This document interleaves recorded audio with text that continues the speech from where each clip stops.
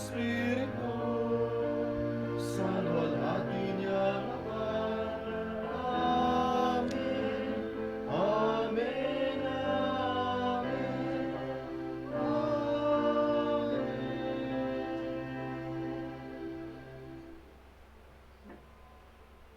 Manalangin tayo. Ama naming makapangyarihan, akayin mo kami upang kami mapabilang sa mga maliligayang kapiling mo sa kalangitan.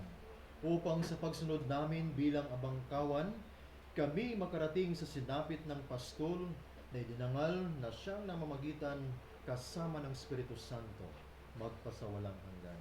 Amen. Magsiupo po ang lahat para sa pagpapahayag ng salita ng Diyos. Bilang mabuting pastol, inialay ni Jesus ang kanyang sarili para sa kapatawaran ng ating mga kasalanan.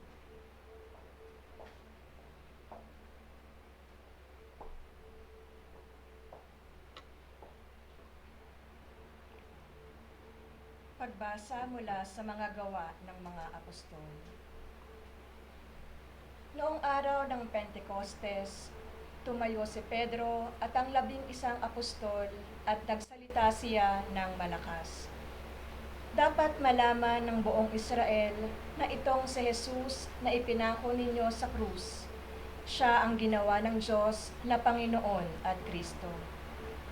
Nabagabag ang kanilang kalooban nang marinig ito at tinanong nila si Pedro at ang mga apostol, "Mga kapatid, ano ang gagawin namin?" Sumagot si Pedro, "Pagsisihan ninyo at talikdan ang inyong mga kasalanan at magpabinyag kayo sa pangalan ni Jesucristo upang kayo'y patawarin at ipagkakaloob sa inyo ang Espiritu Santo. Sapagkat ang pangako'y para sa inyo at sa inyong mga anak at lahat ng nasa malayo, sa bawat tatawagin ng Panginoong Diyos." Marami pa siyang inilahad upang patunayan ang kanyang sinabi at nanawagan siya sa kanila, "Lumayo kayo sa masamang lahing ito upang kayo'y maligtas." Kaya't ang mga naniwala sa kaniyang sinabi ay nagpabinyag at nadagdag sa kanila ang may 3,000 tao ng araw na iyon. Ang salita ng Diyos. Salamat sa Diyos. Pastol ko'y Panginoong Diyos, hindi ako magdarahop. Pastol ko'y Panginoong Diyos, hindi ako magdarap. Panginooy aking pastol, hindi ako magkukulang. Ako'y pinahihimlay sa mainam na pastulan, at inaakay niya ako sa tahimik na batisan. Binibigyan niya ako niyong bagong kalakasan. Tugon. Pastol ko'y Panginoong Diyos, hindi ako magdarahop. At sang-ayon sa pangako na kaniyang binitiwan, sa matuwid na landasi, doon iyong inaakay. Kahit na ang daang iyo'y tumatahak sa karimlan, hindi ako matatakot pagkat ika'y kaagapay. Ang tungkod mo at pamalo, ang gabay ko at sanggalang. Tugon. Pastol ko'y Panginoong Diyos, hindi ako magdarahop. Sa harapan ng lingkod mo, ikaw ay may handang dulang. Ito'y iyong ginagawang nakikita ng kaaway. Nalulugod ka sa akin na ulo ko ay langisan, at pati na ang kalis ko ay iyong pinaaapaw. Tugon. Pastol ko'y Panginoong Diyos, hindi ako magdarahop. Tunay na ang pag-ibig mo at ang iyong kabutihan sa akin tataglayin habang ako'y nabubuhay. Doon ako sa templo mo, lalagi at mananahan. Tugon. Pastol ko'y Panginoong Diyos, hindi ako magdarahop. Sa ikalawang pagbasa, si Jesus ang pastol na nagdala sa bigat ng ating mga kasalanan. Tayo kanyang tinipon at pinagaling bilang kawan. Pagbasa mula sa unang sulat ni Apostol San Pedro.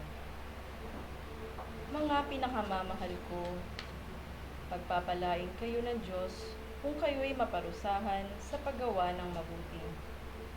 Ang pagtitiis ng hirap ay bahagi ng pagkahirang sa inyo ng Diyos. Sapagkat nang si Kristo ay magtiis para sa inyo, binigyan niya kayo ng halimbawang dapat tularan. Hindi siya gumawa ng anumang kasalanan o nagsinungaling kailanman. Nang siya'y alipustahin, hindi siya gumanti. Nang siya'y pahirapan, hindi siya nagbanta. Nanalig siya sa Diyos na makatarungan. Sa kanyang pagkamatay sa krus, dinala niya ang bigat ng ating mga kasalanan upang tuluyan na nating iwan ang pagkakasala at mamuhay ayon sa kalooban ng Diyos. Kayo'y gumaling sa pamamagitan ng kanyang mga sugat, sapagkat nagkawatak-watak kayo gaya ng mga tupang naligaw. Ngunit tinipon kayong muli ng pastol at tagapangalaga ng inyong mga kaluluwa. Ang salita ng Diyos. Salamat sa Diyos. Magsitayo po ang lahat bilang pagbibigay galang sa mabuting balita.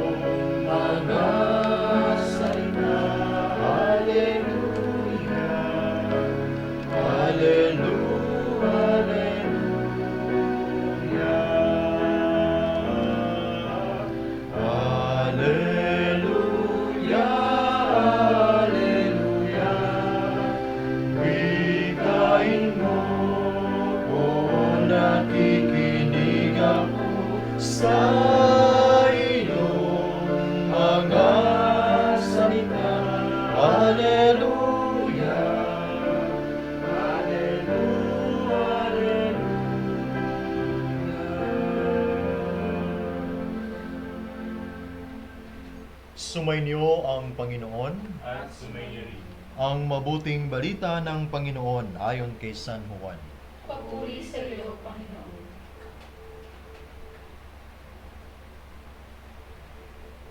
Noong panahong iyon, sinabi ni Jesus, "Tandaan ninyo ito, ang pumapasok sa kulungan ng mga tupa nang hindi sa pinto nagdaraan, kundi umaakyat sa di dapat pagdaanan ay magnanakaw at tulisan. Ngunit ang nagdaraan sa pintuan ay isang pastol ng mga tupa. Pinapapasok siya ng bantay pinto at pinakikinggan ng mga tupa ang kanyang tinig. Tinawag niya ang kanyang mga tupa sa kanilang pangalan at nilabas sa kulungan. Kapag nilabas na, siya'y nangunguna sa kanila at sumusunod naman ang mga tupa sapagkat nakikilala nila ang kanyang tinig. Hindi sila sumusunod sa iba, bagkus pangay patakbong lumalayo, sapagkat hindi nila nakikilala ang kanyang tinig." Sinabi ni Jesus ang talinghagang ito, ngunit hindi nila naunawaan ang ibig niyang sabihin. Kaya't muling sinabi ni Jesus, "Tandaan ninyo, ako ang pintuang dinaraanan ng mga tupa. Ang mga nauna sa akin ay mga magnanakaw at mga tulisan, ngunit hindi sila pinakinggan ng mga tupa. Ako ang pintuan. Ang sinumang pumapasok sa pamamagitan ko'y maliligtas. Papasok siya't lalabas at makatatagpo ng pastulan. Kaya lamang pupunta rito ang magnanakaw ay upang magnakaw, pumatay at magwasak. Naparito ako upang ang mga tupay magkaroon ng buhay. Isang buhay na ganap at kasiyasiya." Ang mabuting balita ng Panginoon. Pinupuri ka namin, Panginoong Jesucristo.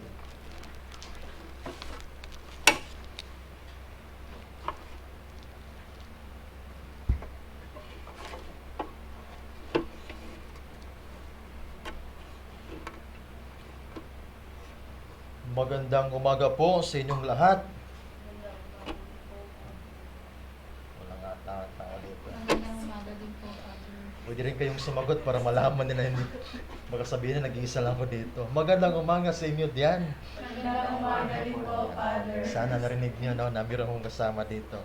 So sa inyong lahat diyan, sa inyong mga tatahanan, magandang umaga sa inyo. Sana okay kayo diyan at sana napakinggan niyo ako, kami dito na nag-live streaming po para sa atin dito sa ating misa, dito sa ating mission station, Our Lady of Sacred Heart mission station. Kasi parang kinakabahan ako eh. Kasi yung aming operator parang tayo upo eh. So sana mapagyan niya ako. Shout out dyan lahat sa inyo, no? Na nandiyan, patuloy na sumusuporta, patuloy na nakikinig sa ating live streaming sa lahat ng nasasakupan ng buong mission station, Our Lady of the Sacred Heart mission station. Shout out na rin po sa mga pamilya, mga individuals na kung saan patuloy rin nakisubaybay sa ating live streaming. Hindi lamang po dito sa Pilipinas, pati na rin po sa ibang bansa na sila rin po ay kumbaga nakikimisa sa atin. Maraming salamat sa inyong pagsubaybay. Nawa sa aming maliit na pamamaraan, kayo'y aming nabubusog sa inyong kaluluwa. So ngayon po, ipinagdiriwang ng ating simbahan itong linggong ito, ang linggo ng mabuting pastol o Good Shepherd Sunday. At ngayong linggo rin, inilalaan ng ating simbahan ang araw ng pangdaigdigang panalangin para sa bukasyon. Araw ng pagdidigang panalangin para sa bukasyon.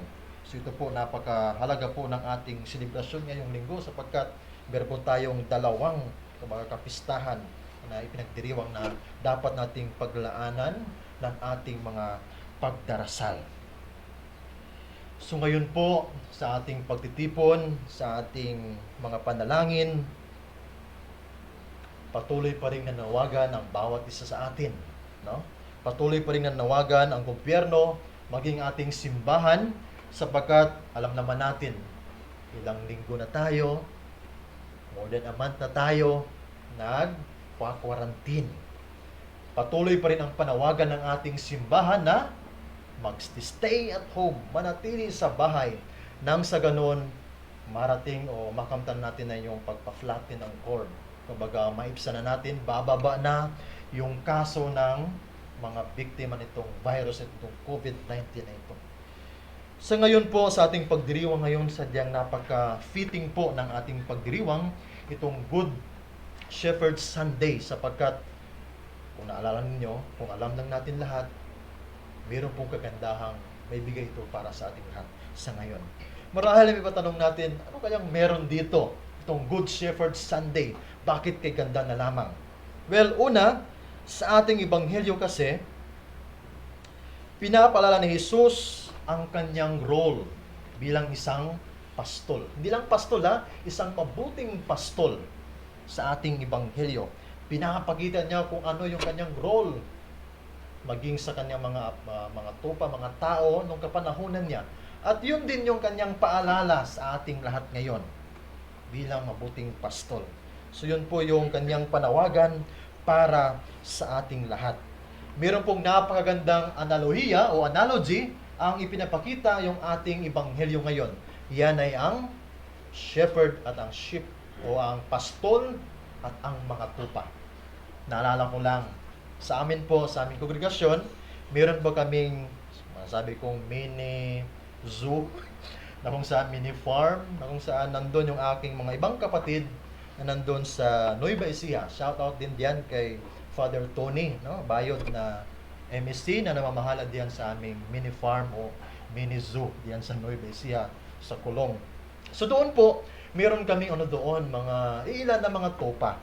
Nakakatawa sapagkat pagpupunta lang tayo doon, malalaman natin kung ano bang meron sa topa at ano bang meron sa isang nagbabantay. One time, meron doon ibang mga bisita pumupunta. Pero siguro gusto nilang maranasan ano itong pag-guide sa mga tupa. Nako, meron isa. Itago ko na lang sa pangalang Lito, no? Lito ba 'yon? Hindi ko na ma-sure kung Lito ba 'yon. One time, pawis na pawis siya sapagkat sa dinami-dami ng tupa, hindi niya mapapasok. Sa dinami-dami ng tupa, hindi niya alam kung paano pabalikin yung mga tupa doon sa kanilang bahay. Yung diskarte kasi ng isang pastol doon, every morning, pinapalabas niya yung mga tupa. Pagkatapos naman yan, bandang hapon, tinatawag na yun, pabalik. Pero isang itong taong ito, itong nag-try, sabi niya, gusto kong maranasan paano mag-guide ng mga tupa. Nako, kumulimlim na lang, dumilim na lang. Hindi pa naibalik yung mga tupa. Hindi pa na niya naibalik lahat doon sa bahay ng mga tupa. One times nanong yung caretaker doon, sabi niya, ano bang diskarte mo? Ano bang meron sa'yo? Bakit mo na ipabalik yung mga tupa? Kumbaga, ano lang niya, dadala na siyang stick, tinatawag lang niya, mabalik na yung tupa. Pero siya, ang dami na niyang nagawa na hindi maganda. Una na diyan, kumukuha siya ng bato.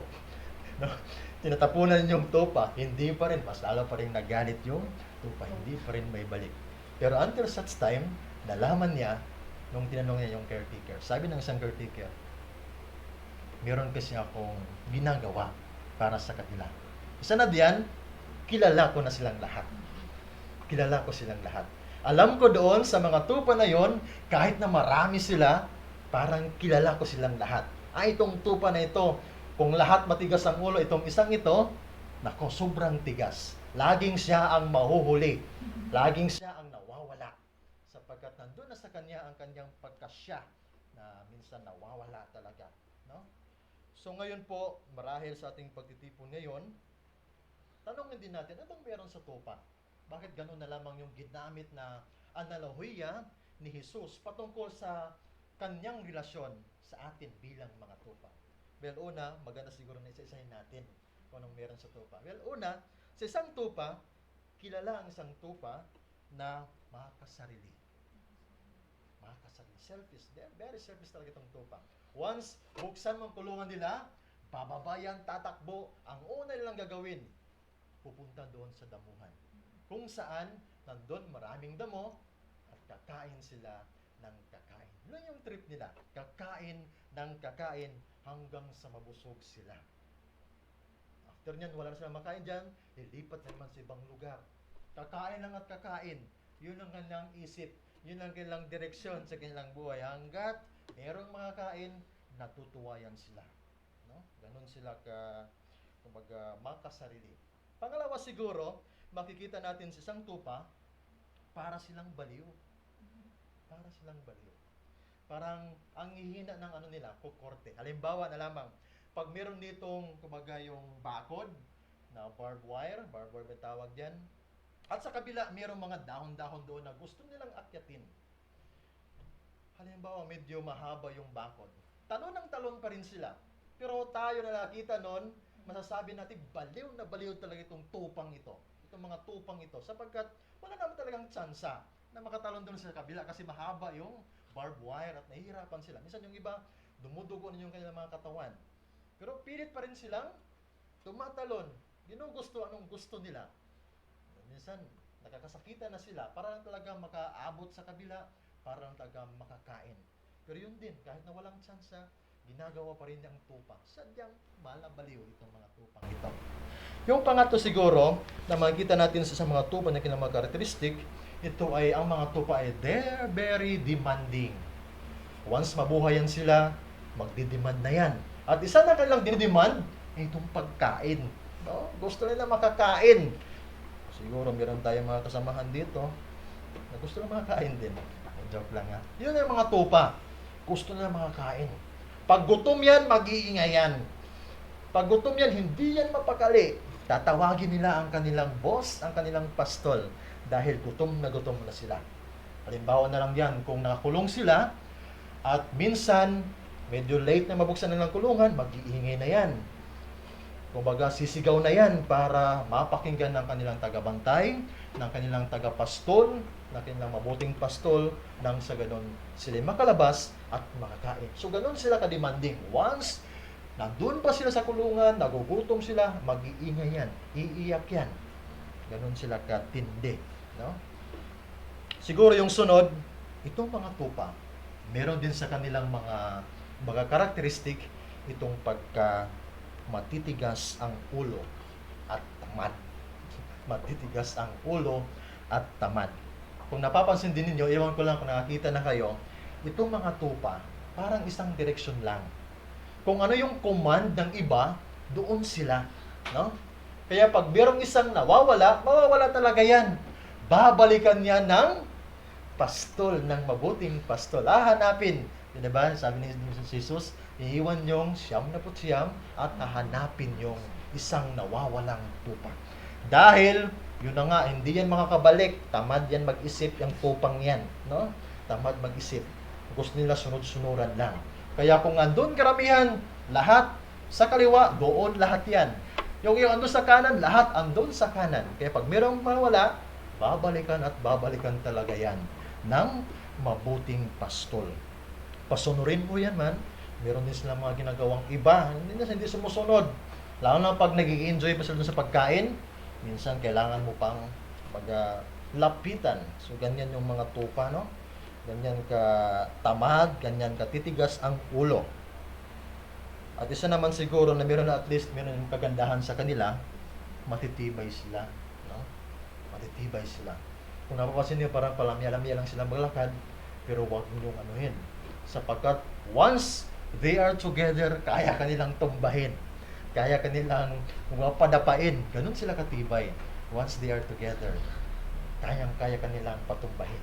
So, ganun po yung, kumbaga, kanilang characteristics. Although, almost all known, hindi masyadong maganda, pero, bakit nga ba ito pa rin yung ginagamit ni Jesus? Sapagkat, dahil po dito sa analogiyang ito, makikita po natin na itong mga tupang ito ay para naging tayo. Itong mga tupang ito ay para rin tayo. Di ba? Alam natin yung lahat na sa panahon po ng ating buhay, sa panahon po ng ating paghahanap na maging ganap yung ating buhay para ma-achieve natin itong tinatawag na fullness of life. Minsan hindi tayo dumadiritso doon kasi ang dami pa nating napapakinggan, ang dami pa nating ginagawa na minsan ito yung nagpapawala sa atin, no? Kaya napakaganda po itong analohiya talagang ito. So ito po ang paanyaya sa ating lahat ni Jesus para sa ating lahat. Ano mang meron sa atin sa ngayon, marahil ang dami nating pinakikinggan. Siguro may ganda rin itanong natin sa ating sarili. Sa ngayon po ba, paano po tayo makikinig? Sa ngayon po ba, paano tayo nakikisalamuha? Well, balikan ko lang siguro itong pakikinig. Sapagkat sa ngayon po, sa panahon ngayon, ang dami-daming nating napapakinggan. Ang daming sigaw na ating ini-entertain. Kaya nga minsan, bumabalik tayo doon sa mga characteristics na itong malatupa na kumbaga doon. Naiiwan tayo doon sa mga tupang matitigas ang ulo, hindi sumusunod, naiiwan tayo doon sa pagkatamad, naiiwan tayo doon sa mga hindi magandang pinapakita, naiiwan tayo doon na pagka-selfish, pagka-makasarili dahil hindi natin alam kung sino ba itong ating pinakikinggan. Hindi tayo sure kung sino yung ating sinusunod. So sa ngayon po, ipinapakita sa atin ng Diyos kung sino ba talaga ang ating susundin.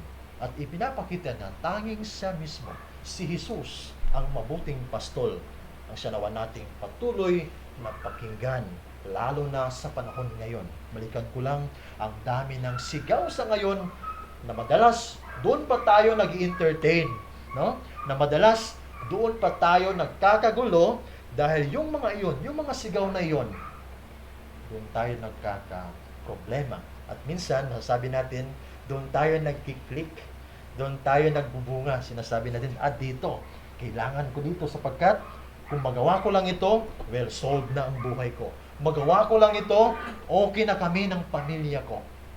So, minsan naging ganun din tayo ang ating pamamaraan sa ating buhay. So sana, sa ating pagdarasal sa ngayon, muli, balikan natin itong paanyaya sa atin ng ating Diyos ni Jesus, itong paalala sa ating lahat.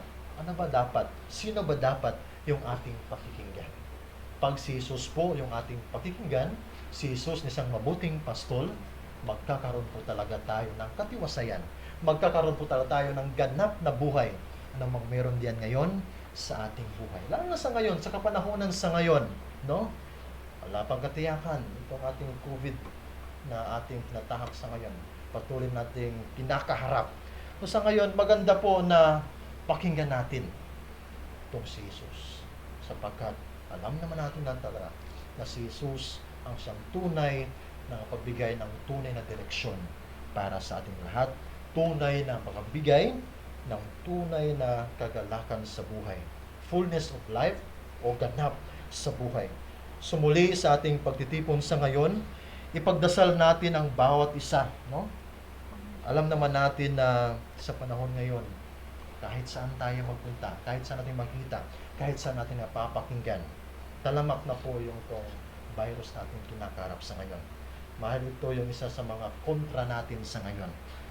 Aside from that, hindi lamang po yan. Ang dami pang mala-COVID din na ating kinakaharap sa ngayon. Ang daming problema, no?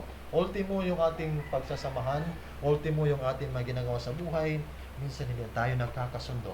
Dahil yun na nga, siguro ang kakulangan doon, hindi natin alam kung sino ang ating sinusundan. Hindi na natin alam kung sino ang ating, kumbaga, ehemplo, buhay na ehemplo. So marahil, sa last point po, isa sa mga panawagan sa atin ngayon, at least man lang sa ating pamamaraan, hanggang saan natin kaya, gayahin natin si Jesus na isang mabuting pastor. Maging sa pamilya, hanggang saan natin kaya, hanggang saan natin maabot na ating paninindigan itong ating mabuting pastor. Pag sinasabi nating mabuting pastor, yun talaga, anong sinasabi natin na maganda, yun din sana yung ating gagawin. At tayo rin, nakampante na tayo maging tupa, mas paigtingan natin yung ating pakikinig. Bigyan natin ng, kumbaga, panahon na pakinggan talaga ang boses ng Diyos. Hindi ang mga reklamo, hindi ang mga anumang meron diyan na ating nabalitaan, kundi mas pakinggan natin ang boses ng Diyos. Sapagkat tanging yan po ang isa sa mga, kumbaga, tips para magkaroon tayo ng buhay na matiwasay, buhay na ganap dito sa mundong ito, sa kabila ng ating kinakaharap na problema sa ngayon. So nawa, tayong lahat dito po na patuloy na humihingi ng biyaya, ng grasya sa Diyos, matanggap natin ito at muli tayo maging kasama ni Jesus na maging mabuting pastor. So wag na po nating hintayin na meron pang mangyari sa atin. Ano mo magawa natin sa ngayon? Gawin na natin. Paghirapan natin, pagsikapan natin na maging isang tunay na mabuting pastor kagaya ni Jesus. Ano bang mangyari? Ano bang meron diyan? Pagsikapan lang natin hanggang saan natin makakaya. Balikan ko lang, gano'n naman talaga, may pagkukulang tayo. Pero kung ma-master lang natin ito mga maliit-liit na mga bagay, pwede rin tayong magbunga, pwede rin tayong maging kagaya ni Jesus, isang mabuting pastol na gumagawa ng mabuti sa sangkatauhan. Amen. Magsitayo po ang lahat.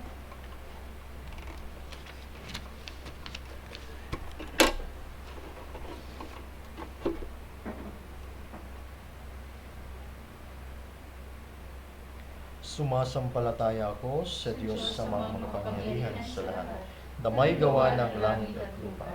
Sumasampalataya ako kay Kristo, isang anak ng Diyos, Panginoon nating lahat, nagkatawang tao siya dala ng Espiritu Santo, pinanganak ni Santa Maria Virgen, pinagpakasakit ni Poncio Pilato, ipinako sa krus na matay ni libing, nanawag sa kinaroonan ng mga yumao, ng ikatlong araw na buhay na muli, umakyat sa langit, naluklok sa kanan ng Diyos sa mga makapangyarihan sa lahat, doon mula parilito at tugon sa nabubuhay ng matay na tao. Sumasampalataya naman ako sa Diyos Espiritu Santo, sa banal na simbahang Katolika, sa kasamahan ng mga banal, sa kapatawaran ng mga kasalanan, sa pagkabuhay ng muli ng mga namatay na tao, at sa buhay na walang hanggan. Amen. Dumulog tayo sama ang dakilang pastol, taglay ang pagtitiwala sa kanyang pag-ibig sa atin. Banal na pastol, dinggin mo ang aming panalangin. Banal na pastol, dinggin mo ang aming panalangin. Para sa Santo Papa, mga obispo, pari, diakono at relihiyoso, Patuloy nawa silang maging tapat na pastol ng kawan ni Kristo. Manalangin tayo. Banal na Pastol, dinggin mo ang aming panalangin. Para sa mga namumuno sa ating lipunan, matularan nawa nila ang halimbawa ni Kristo, ang mabuting pastol na laging kapakanan ng lahat ang ninanais. Manalangin tayo. Banal na Pastol, dinggin mo ang aming panalangin. Para sa mga naliligaw ng landas dahil sa kasalanan, masundan nawa nila ang tinig ni Jesus na muling nabuhay upang maakay sila sa landas tungo sa buhay na walang hanggan. Manalangin tayo. Banal na Pastol, dinggin mo ang aming panalangin. Para sa mga may sakit, madama nawa nila ang pagmamalasakit ng Diyos sa pamamagitan ng mga nangangalaga sa kanila. Manalangin tayo. Banal na Pastol, dinggin mo ang aming panalangin. Para sa mga yumao, makamtam nawa nila ang kaniningan walang maliw sa piling ng Diyos. Manalangin tayo. Banal na Pastol, dinggin mo ang aming panalangin.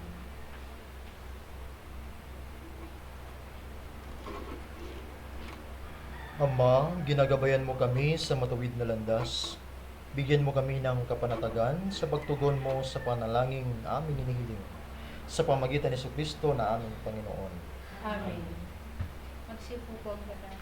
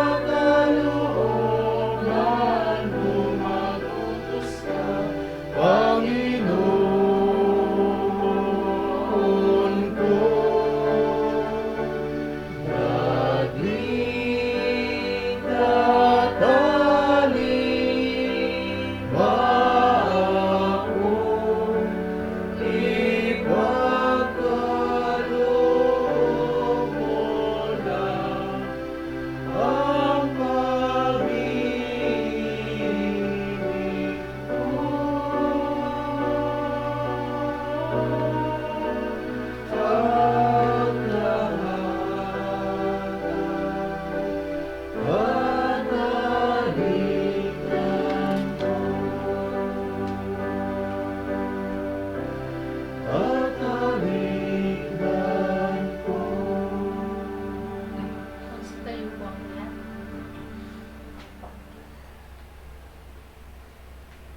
Manalangin kayo mga kapatid upang paghain natin ay kalugdan ng Diyos sa mga makapangyarihan. Tanggapin nawa ng Panginoon ito paghahain sa iyong mga kamay, sa kapurihan niya at karangalan sa ating mapakinabangan at sa buong sabayan niya banal. Ama naming lumikha, ipagkaloob mong kami ay magalak sa pagdiriwang ng Pasko ng pagkabuhay ng iyong anak, upang ang ginagawang patuloy na pagsagip sa amin ay maging sanhi ng aming ligayang walang maliw sa pamamagitan ni Jesucristo kasama ng Espiritu Santo magpasawalang hanggan. Amen. Sumainyo ang Panginoon. At sumayo rin. Itaas sa Diyos ang inyong puso at diwa. Tinaas namin sa Panginoon. Pasalamatan natin ang Panginoong ating Diyos. Marapat na siya ay pasalamatan. Ama naming makapangyarihan, tunay ngang marapat na ikaw ay aming pasalamatan. Lalo nga yung ipinagdiriwang ang paghahain ng Mesiyas, ang maamong tupa na tumubos sa aming lahat. Siya'y talagang maasahan at ang katapatan niya sa pananagutan ay siyang bumago sa dating pamumuhay sa sangkatauhang namihasa sa pagkasalawahan. Ang dangal ng tao ay ganap na itinampok upang mamanas namin sa kipaghatid kay Jesus. Kaya kaisa ng mga anghel na nagsisiawit ng papuri sa iyo ng walang humpay sa kalangitan ay minagbubuni sa iyong kadakilaan.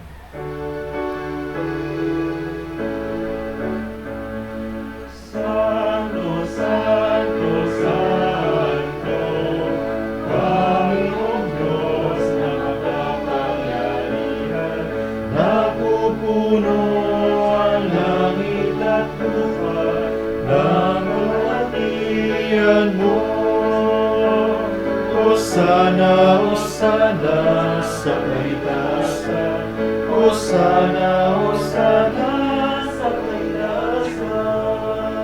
Pinagpala ang naparirito sa ngalan ng Panginoon.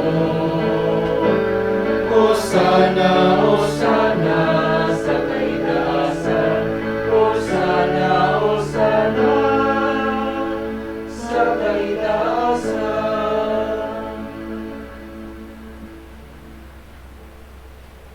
Ama naming banal, ikaw ang bukal ng tanang kabanalan. Kaya't sa pamamagitan ng iyong Espiritu, gawin mong banal ang mga kaloob na ito upang para sa amin maging katawan at dugo ng aming Panginoon Jesucristo. Bago niya pinagpisang pusang loob na maging handog, hinawakan niya ang tinapay. Pinasalamatan kaniya, pinagati-hati na iyon, niniabot sa kanyang mga lagad at sinabi, tanggapin ninyong lahat ito at kanin. Ito ang aking katawan na ihandog para sa iyo.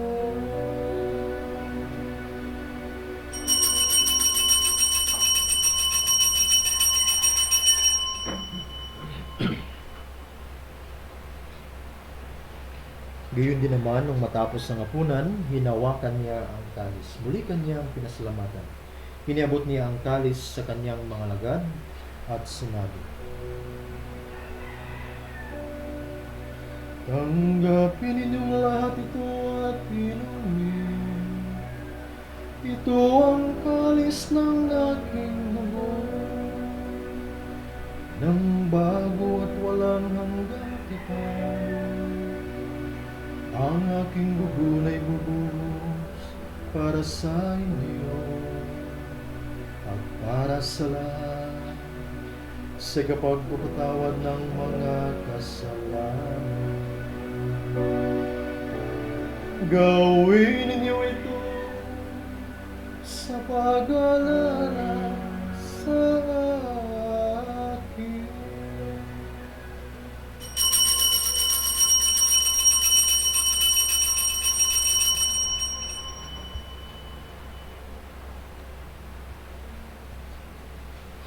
Ipagbunin natin ang misteryo ng pananampalataya.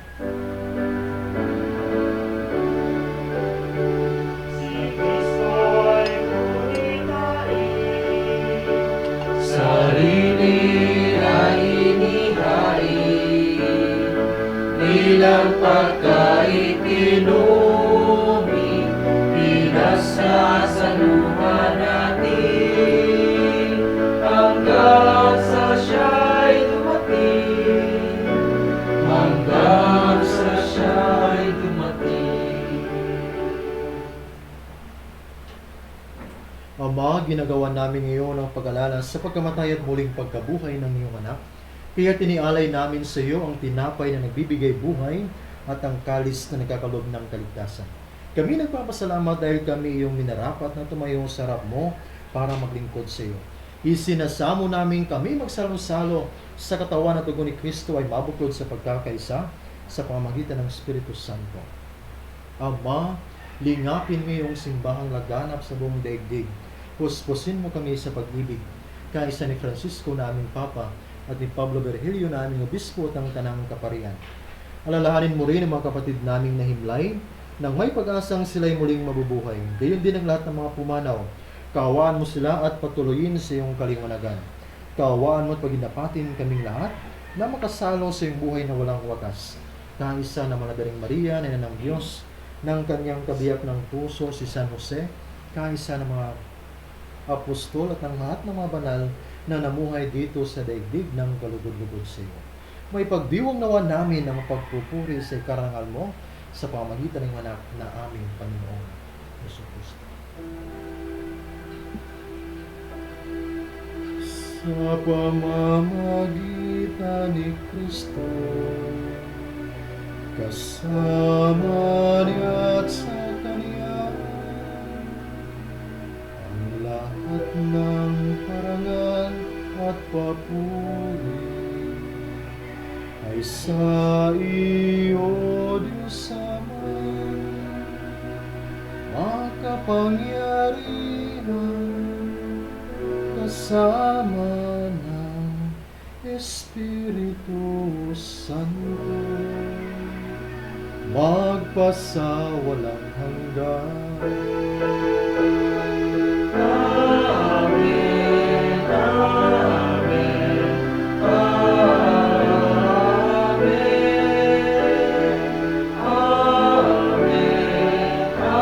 amen, amen. Sa tagubilin ng mga galing na utos sa turo ni Jesus na Panginoon natin at Diyos, ipahayag natin ng lakas loob. Ama namin, sumasalangit ka, Sambahin ang ngalan mo, mapasa amin ang kaharian mo, sundin ang loob mo, dito sa lupa para ng sa langit. Bigyan mo kami ngayon ng aming kakanin sa araw-araw at pagkawarin mo kami sa aming mga sala, para ng pagpapatawad namin sa nagkakasala sa amin, at wag mo kami pahintulot sa tukso, at iadya mo kami sa lahat ng masama. Hinihiling namin kanya diyan sa lahat ng masama, pagkalooban ng kapayapaan araw-araw, iligtas sa kasalanan at ilayo sa lahat ng kapahamakan, samantalang aming pinanabikan ang dakilang araw ng pagpapahayag ng tagapagligtas namin si Jesucristo.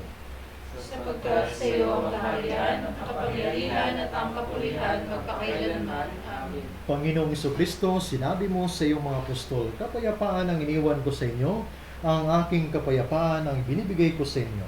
Tungayan mo ang aming pananampalataya at huwag ang aming mga pagkakasala. Pagkalooban mo kami ng kapayapaan at pagkakaisa, ayon sa iyong kalooban, kasama ng Espiritu Santo, magpasawalang hanggan. Amen. Ang kapayapaan ng Panginoon ay laging sumainyo. At sumayo rin. Magbigayan kayo ng kapayapaan sa isa't isa. Kristo. Peace, peace, peace, peace. Cordero ng Diyos na nag-aalis ng mga kasalanan ng mundo,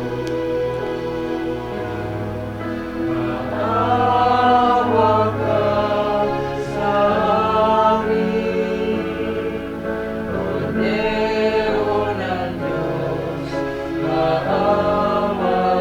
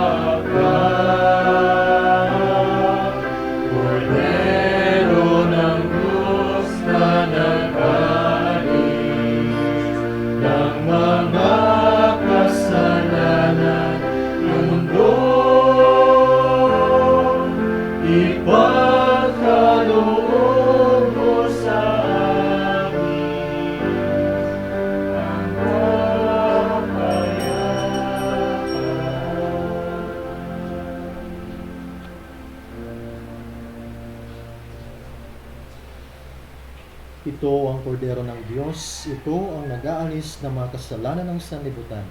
Mapalad ang mga inayahan sa kaniyang piging. Panginoon, hindi ako karapat-dapat na magpatuloy sa iyo. Ngunit sa isang salita mo lamang ay gagaling na ako.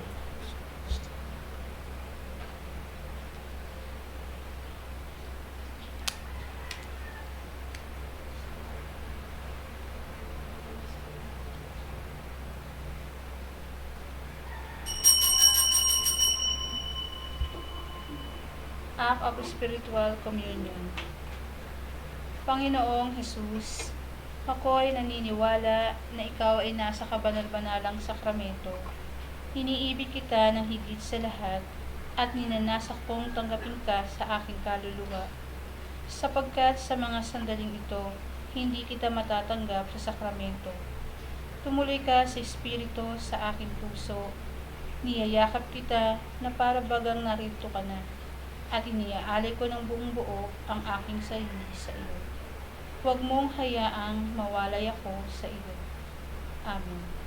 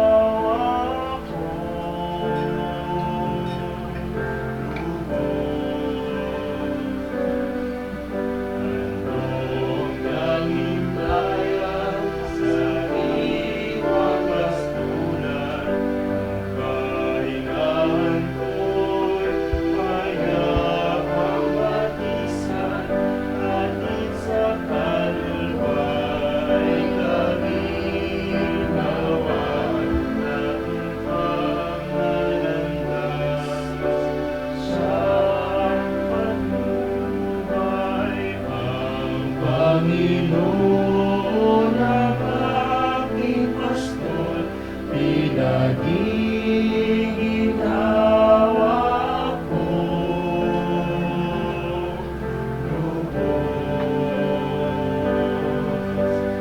Ang Panginoon ang aking pastor, pinag-iiginawa ko.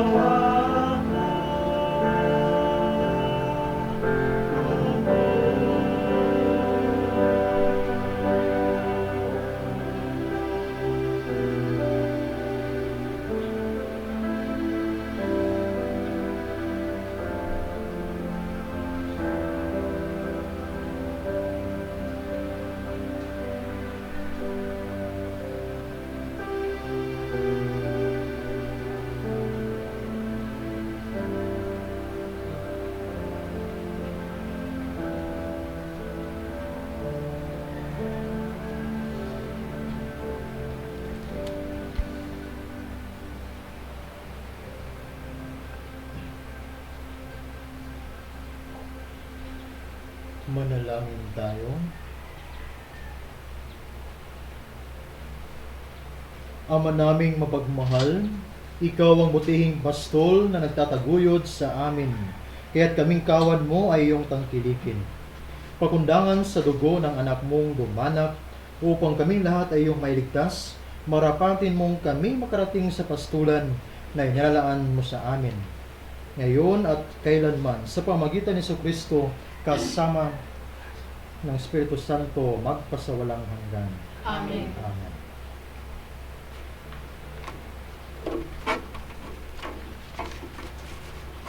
Oratio Imperata on COVID-19.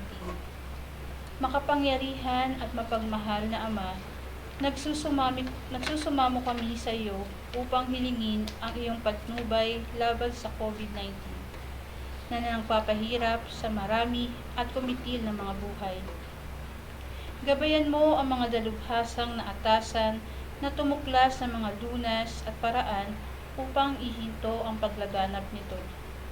Patnubayan mo ang mga lumilingap sa may sakit upang ang kanilang pagkalinga ay malaki pa ng husay at malasakit. Itinataas namin ang mga nagdurusa, makamtan nawa nila ang mabuting kalusugan. Lingapin mo rin ang mga kumakalinga sa kanila. Pagkamitin mo ng kapayapaang walang hanggan ang mga pumanaw na.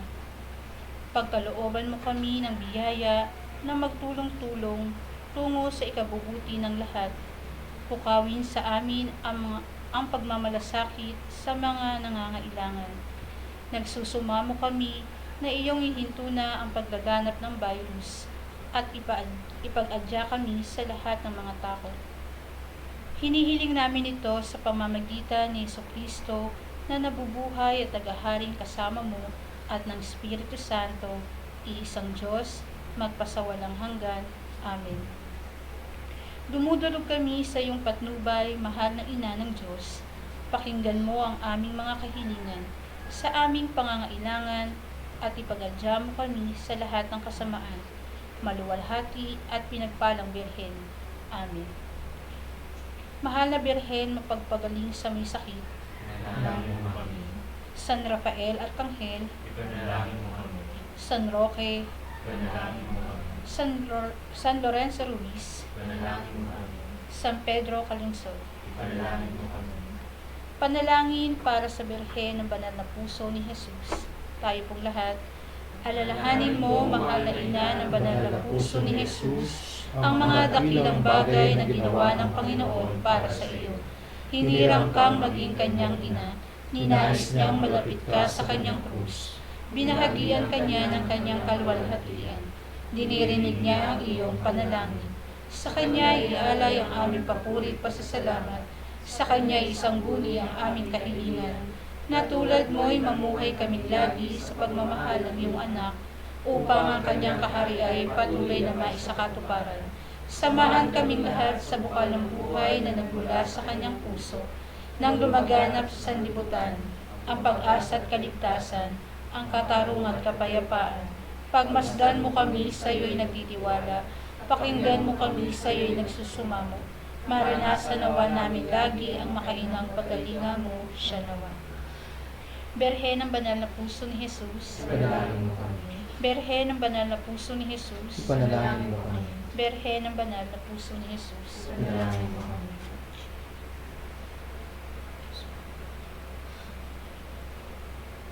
Magsipo ko muna sa balik. So muli, magandang umaga sa inyong lahat. Gusto ko lang magpasalamat muli sa inyo, sa inyong patuloy na pagsuporta at pagsubaybay dito po sa ating live streaming mass. So gusto ko lang ulitin yung last announcement ko at maging yung ating last panawagan nung nakarang linggo patungkol po sa ating isang dakot program. Ito po sa ating mission station. So i-update ko lang po kayo ulit sapagkat yung iba marahil hindi pa nila alam.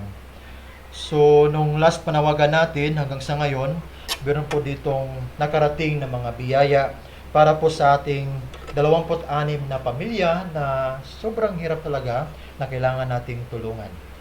So sa mga nagbigay, maraming salamat po. Narito po sila, si Mr. June Simon and family. Sila po nagbigay ng 9,500. Our Lady of Manawag Chapel, 1,900. San Lorenzo Chapel, 1,900. St. Joseph Chapel, 1,900.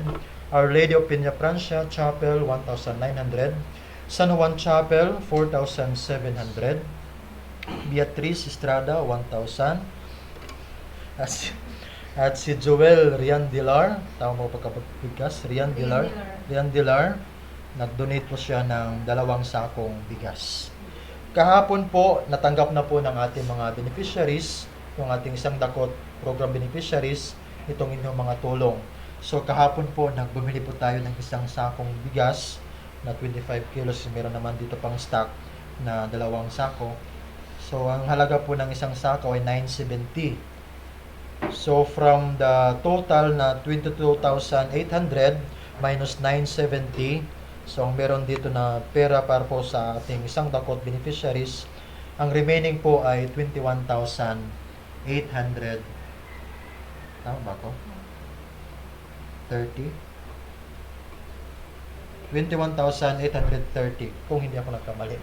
Basta nakuha 970. So yun po, sana po patuloy po tayong maging huwag matiyag, maging malasakit sa iba nating mga kasamahan. So tunay nga pong buhay na mabuting pastol po tayo sa bawat isa sapagkat tinutulungan natin yung bawat isang nangangailangan dito sa mga nasasakupan natin dito sa Our Lady of the Sacred Heart Mission Station. Sana po magtuloy-tuloy po tayo sa ating malasakit sa bawat isa at nawa pagpalain po tayong lahat sa ating pagpatuloy sa ating buhay. Amen. Magsitayo na po ang lahat.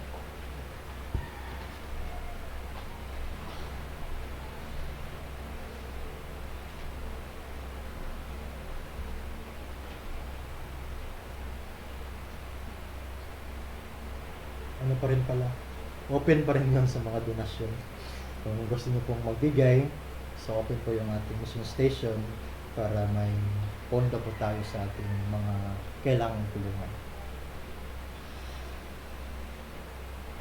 Sumainyo ang Panginoon, At sumayon. magsiho kayo at hingin ang pagpapala ng Diyos. Ang Diyos na tubos at kumukupkup sa inyo pakundangan sa pagkabuhay ni Jesucristo ay siya nawang magpala sa inyo ng kaligayahang magpasawalang hanggan. Amen. Kayong pinagkalooban ng manunubos na walang maliw, na kalayaan ay pagpuntin, nawa niya ng kanyang pamamanang buhay na walang hanggan. Buhay na walang hanggan. Amen. Dahil kayo ay kaisa niyang bumangon mula sa kamatayan, pakundangan sa pananampalataya at binyag, kayo naway makatambal ng mga nasa kalangitan, pakundangan sa inyong mabuting pamumuhay ngayon at magpasawalang hanggan. Amen. At pagpalain kayo ng makapangyarihang Diyos sa ngalan ng Ama at ng Anak at ng Espiritu Santo. Amen. Amen. Tapos na ang banal na misa. Humayo kayong taglay ang kapayapaan ng ating Panginoon ngayon at magpasawalang hanggan. Amen. Amen. Salamat sa Diyos. Alleluia. Alleluia. Salamat sa Diyos. Alleluia. Alleluia. Good morning. Lady of the Sacred Heart, lover of life, woman of great courage, your living sun so bright. You are hope of the hopeless, where at times it's hard to see. Our Lady of the Sacred Heart, your yes is on in me. Mother of God, chosen from the world, frightened and unsure, just a young Jewish girl, you were open to the Spirit. Thus was your born, entrusted with the virgin wing of your Son's love. Our Lady of the Sacred Heart,